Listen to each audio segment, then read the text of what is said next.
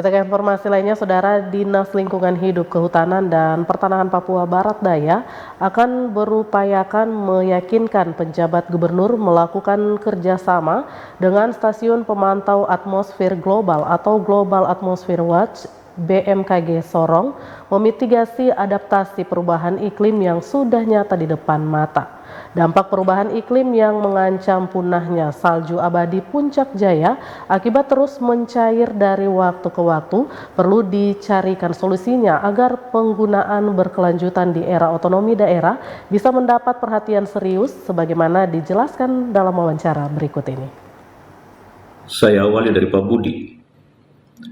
Pak Budi, apa pemicu utama salju abadi Puncak Jaya terancam punah karena terus mencair dari waktu ke waktu? Terkait dengan fenomena yang hangat yang menjadi perbincangan akhir-akhir ini ya, terkait pencairan es abadi yang di Puncak Jaya Papua, itu menjadi keprihatinan tersendiri dari kami khususnya BMKG. Karena ini adalah efek dari perubahan iklim yang sangat berantai, dimulai dari meningkatnya gas-gas rumah kaca yang di atmosfer hingga meningkatnya suhu permukaan bumi. Peningkatan gas-gas rumah kaca ini dimulai dari zaman praindustri ya, dan juga diiringi dengan peningkatan suhu di permukaan bumi. Jadi kalau kita berbicara terkait perubahan iklim, itu kondisi CO2 yang ada di kita saat ini itu adalah sekitar 415 ppm. Jadi CO2 ini ibaratnya seperti selubung bumi. Dengan meningkatnya CO2 ini akhirnya panas yang diterima bumi dari matahari itu tidak lepas ke atmosfer, jadi tertahan. Ibaratnya bumi itu seperti pakai selimut, tertahan di dalam permukaan. Semakin lama selimut itu semakin tebal. Akhirnya dengan ketebalan CO2 itu atau gas rumah kaca itu yang membuat es abadi yang ada di dunia atau ada di kutub akhirnya pelan-pelan mencair. Ini kondisi global yang setiap negara harus prihatin dan ikut bertanggung jawab terhadap perubahan iklim dan pemanasan global ini. Tidak hanya pemerintah Indonesia, tapi dunia sudah membuat kebijakan untuk pemanasan global ini. Apa rekomendasi BMKG untuk mengatasi ancaman pemanasan global yang sudah nyata di depan mata? Kita sangat berharap dengan keterlibatan aktif dari pemerintah daerah, Pak, yaitu karena bagaimanapun kebijakan di daerah itu adalah yang berwenang pemerintah daerah, terutama untuk membatasi penggunaan gas zat karbon ya, atau bahan bakar fosil, dan jangan sampai terjadi kita membakar hutan kita sendiri, karena kita adalah daerah atmosfer, daerah tropis, di mana daerah tropis ini sangat banyak hutannya. Hutan ini sangat melindungi bumi kita. Dunia sangat membutuhkan Indonesia, terutama keberadaan hutannya yang sangat berharga. Jika hutan ini kita sia-siakan, kita eksplorasi dengan semena-mena atau secara tidak bertanggung jawab, itu dampaknya ke seluruh aspek kehidupan. Untuk menjaga hutan kita itu berarti kan dunia harus bertanggung jawab juga dengan kondisi-kondisi yang ada di kita. Mungkin mereka menyampaikan atau memberikan semacam bagaimana cara menjaga hutan kita.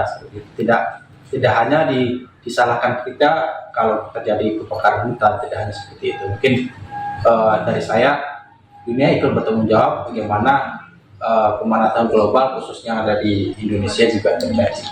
Gitu. Ya, misalnya ada dana iklim, ya kan? Ada dana iklim untuk kita memberdayakan masyarakat yang tinggal di kawasan hutan atau di yang berdekatan dengan hutan, sehingga mereka diberdayakan untuk menjaga hutan. Nah, kalau tidak, mereka tidak berdaya, mereka tebang hutan, terus kita masalahkan mereka, ya kan? Nah, ini mungkin ke depan nanti kita coba cari format yang bisa baik untuk bagaimana menjaga hutan kita. Nampaknya Anda sangat risau dengan penjelasan Pak Budi. Apa yang perlu disikapi Pemda Papua Barat Daya agar ancaman dampak pemanasan global bisa dihindari di masa kini dan yang akan datang? Pemikiran saya dan sangat menakutkan. Yang pertama, statement Sekjen PBB tanggal 29 Juli 2023 bahwa bumi ini bukan lagi panas, tapi mendidih. Yang kedua, polusi udara di Jakarta. Yang ketiga, statement yang baru saja 2 hari lalu dari Ibu Korita bahwa salju abadi yang ada di Puncak Jaya itu mencair dan akan punah. Itu bahasanya begitu. Bukan mencair saja, mencair dan akan punah. Ini penyebabnya bukan hanya di masyarakat di sekitar Puncak Jaya, tetapi ini secara global seperti dijelaskan. Sehingga pembangunan di tanah Papua, khususnya di era otonomi khusus, itu kebijakan pembangunannya itu harus leading sektornya kepada lingkungan, berbasis pembangunan berkelanjutan. Itu harus, kita tidak lagi hanya bicara-bicara. Para pengambil kebijakan dan stakeholder, mitra dan OPD teknis lainnya, semua penyusunan perencanaan pembangunannya harus mengarah kepada konsep pembangunan berkelanjutan.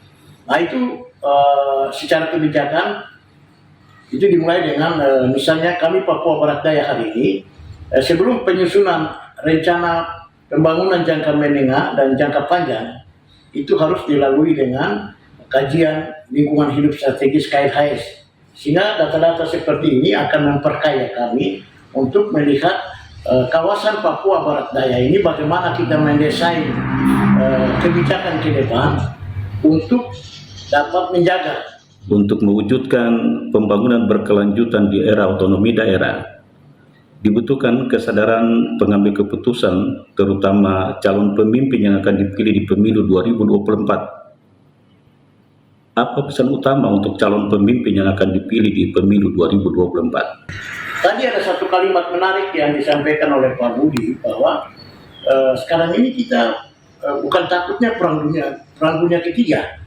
Yang kita takut sekarang itu adalah pemanasan global dan perubahan iklim. Jadi perang itu tidak berbahaya. Yang berbahaya adalah pemanasan global dan perubahan iklim.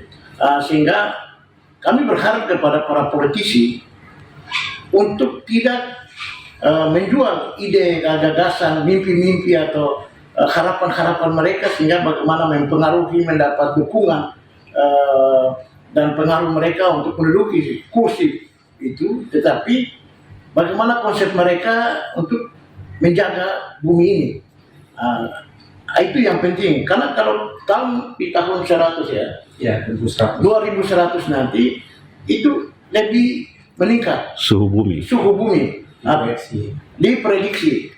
Sehingga generasi anak-anak kita yang ada di SD, SMP, SMA, perguruan tinggi hari ini, mereka yang akan hidup di tahun itu. Mungkin saya sudah pindah ke alam lain. Tapi mereka ini kalau kita gagal dengan mengedukasi mereka misalnya. Dan saya setelah mendapat pencerahan banyak kali ini, kami akan melaporkan kepada Bapak Gubernur atau Bapak Sekda untuk bagaimana kita bisa membangun PKS dengan BMKG. Semoga bisa menjadi perhatian bersama, dan terima kasih sudah berbagi di CWM News.